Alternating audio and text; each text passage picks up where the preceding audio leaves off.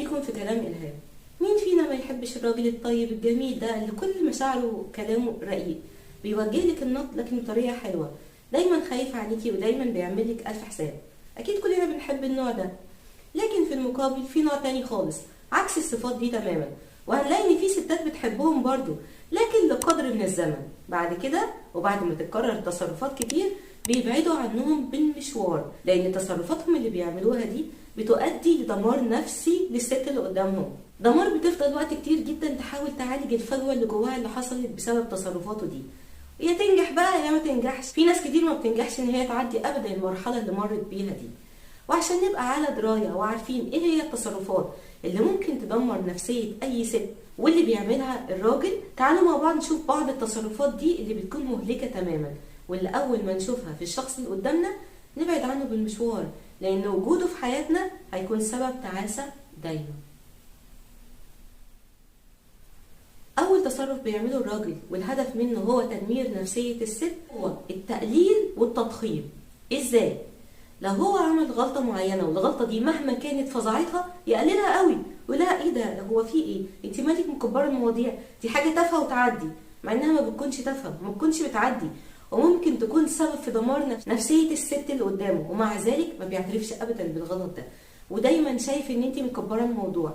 لا، ويعمل اكتر من كده كمان حيله نفسيه رهيبه، ان هو اللي يزعل، والست اللي تروح تجري علشان تصالحه تاني وتقعد تعتذر للصبح بقى، ما يقبلش الاعتذار بتاعها خالص. شخص مرهق نفسيا تماما، بيستنفذ كل قوة الست اللي قدامه، ولما تنهار بقى خالص هنا بقى يبقى هو حقق المراد بتاعه ويقبل اعتذارها، بس على وعد شديد جدا ان هي ما تعملش كده تاني.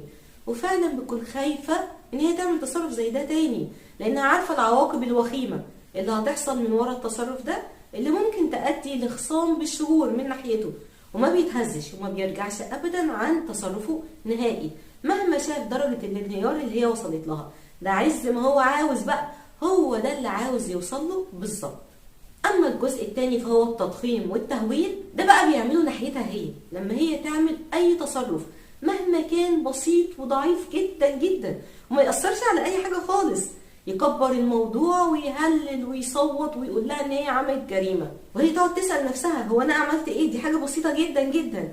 لكن من كتر ما هو بيصور لها قد ايه التصرف الخايب ده اللي هي عملته قد ايه قوي جدا واثر على نفسيته بقى يا حرام وهد الدنيا من حواليهم، هي فعلا بتبتدي تقتنع ان هي غلطانه، وان اللي عملته ده تصرف كان قوي جدا وما ينفعش ان هي تعمله اصلا، مع انه ما بيكونش كده نهائي. لكن من كتر ما هو عمال يضخم في الموضوع بيخلي عقلها الباطن يتصور ان هي فعلا عملت مصيبه. ونفس اللي حصل في المره الاولانيه، تبتدي تعتذر اعتذارات رهيبه وما يقبلش، ويفضل يعذب فيها وينهك في قواها النفسيه لحد ما تنهار تماما، وساعتها بيحقق مراده ويبتدي يقبل اعتذارها تاني. ارهاق نفسي رهيب. لو شفنا اللي قدامنا بيعمل فينا كده، ده نبعد عنه بالمشوار، بجد نبعد عنه بالمشوار، لان وجودنا جنبه ووجوده في حياتنا مدمر تماما لينا. 2. البعد والقرب. تلاقي الشخص ده دايما موجود في حياتك وقريب منك وبيغمرك بالحب والحنان والعطف، وفجأة تلاقيه مش موجود في الحياة وتقعدي تلفي حوالين نفسك وتدوري عليه، تبعتي له مليون مسج ما يردش عليكي، تكلميه ما يردش، ممكن تاني يوم يشوف المسج ويفتحها، او ممكن بعدها 3-4 ايام وانت تتلهفي بقى ان هو فتح المسج، وتقعدي تبعتي له تاني طب في ايه، طب انت كويس، طب طمني عليك، وهو ولا فيه ولا عنده اي مشكلة خالص.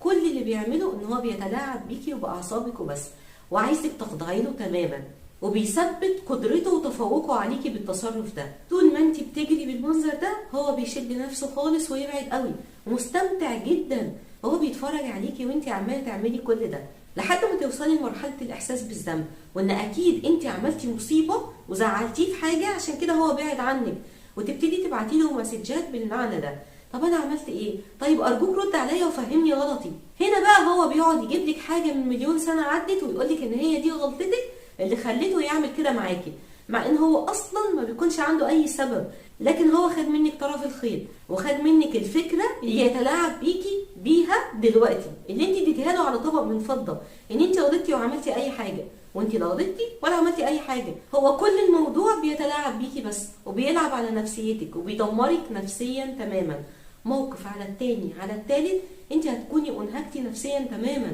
وبقيتي شخصيه مهزوزه مش عارفه فين الغلط وفين الصح، مش عارفه هل غلطتي ولا انت عملتي ايه. هو عاوز تماما يوصل للنقطه دي، واول ما يوصل لها انت بقيتي خاضعه عليه تماما. اوعوا يا جماعه توصلوا نفسكم للحته دي ابدا. اجروا واخرجوا بره العلاقه دي وانتوا لسه بصحتكم النفسيه، حتى لو اتدمرتوا شويه صغننين مش مشكله، الحقوا اللي فاضل من نفسيتكم، لان وجودك جوه علاقه بالمنظر ده بتدمرك اكتر واكتر. 3، ودي مرتبطه شويه بنمره 2، عقده الذنب. دايما يحسسك ان في ذنب انت عملتيه وان انت لازم تستغفري ربك ولازم تتوبي، ولازم هو كمان يسامحك على الذنب اللي انت عملتيه ده. وكل ما تلاقيه مقلوب في وشك كده ووشه عامل زي فردة الشراب المقلوب، تقعدي تساليه طب انا عملت ايه؟ قولي على غلطتي. يقول لك المفروض ان انت عارفه لوحدك، المفروض ان انت ما تساليش سؤال زي ده، انت المفروض شخصيه كبيره وعارفه تصرفاتي الغلط اللي بتعمليها، ومفروض تعتذري وما تعمليش التصرفات دي تاني. طب انا ما عملتش حاجه، يعني الموقف ما كانش يستدعي. شفتي؟ هو انت كده دايما عنيده، ما بتعترفيش بغلطاتك خالص، ومهما حاول اوجهك ليها انت ما بتسمعيش الكلام، وتقعدي تلفي حوالين نفسك. طب انا عملت ايه؟ قولي على الغلطه عشان ما اعملهاش تاني. تكتشفي ان هو بيقوله ده حاجه عبيطه جدا جدا، وما كانتش تعتبر غلطه تماما. وحتى بعد ما تفهمي وتقولي ان انت غلطانه وان انت مش تعملي كده تاني، ابدا ما يسامحكيش. وفي اي موقف يحصل يبتدي يعيد لك كل شريط الذكريات بتاعكم مع بعض، الذكريات اللي انت ما عملتيش منها اي حاجه اصلا، وغلطات كتير كده تحس ان هو جايبها من درج المطبخ بتاع بيتكم، يعني حاططهم كده ومكونهم عشان اي فرصه يبقى ده حبل المشنقه اللي بيلف حوالين رقبتك عشان يستغلك اقصى استغلال ممكن، ويفهمك ان انت شخصيه غريبه جدا، وايه اللي انت بتعمليه ده؟ بصي عملتي ايه وايه وايه، انا مش ممكن، انا مش عارفه انا مستحملك ازاي. وتبتدي تحسي فعلا ان انت غلطانه، وان انت كل تصرفاتك غلط، وكل اللي بتعمليه ده بيؤدي ان انت بتتسببي في انهيار علاقتكم. يعني مش هي بايظه لوحدها وان هي كده كده هتنهار اطلاقا، انت السبب وانت اللي خليتيها تنهار. طيب مش انا اللي عماله اتحايل عليك بقالي 50 سنه ان انت فاتح اهلك بقى وتيجي تعمل خطوه في البيت؟ انت بتصرفاتك دي كل ما اكون قريب من الخطوه دي تبعديني عنها بالمشوار، وفعلا يبتدي يقنعك بكده ان المشكله عندك انت. مثلا يعني في اي موقف عبيط تلاقي الخناقه كبرت قوي وتلاقيه ضخم الموضوع قوي زي ما قلنا في اول مره، وبعدين يقوم راميلك التقيله بقى. شفتي؟ انا خلاص كنت جايه عندكم البيت، ده انا فتحت بابا امبارح وكان خلاص احنا جايين ونتمم الموضوع، لكن تصرفاتك دي خلتني اراجع نفسي في الموضوع. لا لا لا، احنا مش ممكن نكمل مع بعض، احنا عقلنا غير بعض خالص، انت بتعملي تصرفات كتير غلط وبتضايقني وانا مش عايزه اتضايق، احنا مش هينفع نكمل مع بعض. ويقنعك تماما ان هو مش لا، انت اللي غلطانه، وان هو خلاص كان قاب قوسين او اقرب ان هو يجي ويتقدم لك وتتمموا الموضوع بقى، لكن تصرفك الغلط اللي انت عملتيه ده هو اللي قلب الدنيا وخلاه خلاص بعيد عنك. اوعي تماما تخلي حد يديك الاحساس ده ويحسسك بعقده الذنب، وان العلاقه لما باظت كان انت السبب فيها. اطلاقا، مش انت السبب، هو السبب، وهو اللي بيختلق اعذار من تحت الارض، وعايز اي سبب بس يخليه يبعد من العلاقه دي، وان انت اللي غريبه وان انت اللي بتعملي مشاكل، مش هو خالص. اوعي تقتنعي بكده، خليكي عارفه ان المشكله فيه هو مش فيكي انت تماما، انت زي الفل، خديها مني، انت زي الفل. 4، الثواب والعقاب. لما تبقي كويسه معايا وتبقي ماشيه تحت طوعي هعملك كويس واوريكي اللي عمرك ما شفتيه، دلال وهنا وهدايا وكل حاجه، لكن اول ما تضايقيني وتعملي مشكله معايا هتشوفي الوش التاني تماما، بهدله واهانات وبعد ونرفزه وكل حاجه. بصراحه انا مش شايفه اي سبب يخليكي ان انت ممكن تخلي حد يوصل لدرجه انه يتعامل معاكي بالاسلوب ده. مره من المرات كانت في بنت بتكلمني وتقولي ان الشخص اللي هي مرتبطه بيه بيوصل بيه الحال ان هو يمد ايده عليها. والله العظيم يمد ايده عليها، وهي بتيجي تعيط وتقولي ان هي الغلطانه، ما هي اللي نرفزته. كان المفروض ما تقولش الكلام اللي قالته ده عشان كان قوي وصعب قوي عليه، ما قدرش يستحمل، فقد اعصابه وضربها وهم لسه في مرحله التعارف. في الجواز بقى هيرفع عليها سكينه يعني. وبتسالني انا تعمل ايه عشان ترجعه تاني وعشان تصالحه. والله يعني انا مش عارفه كنت اعمل فيها ايه بجد، يعني تصالحيه بعد كل اللي عمله فيكي ده؟ تصالحيه؟ ده يا ماما مش بنصالحه، وده مش بنعرفه اساسا، ده بنوديه لدكتور نفسي يعالجه.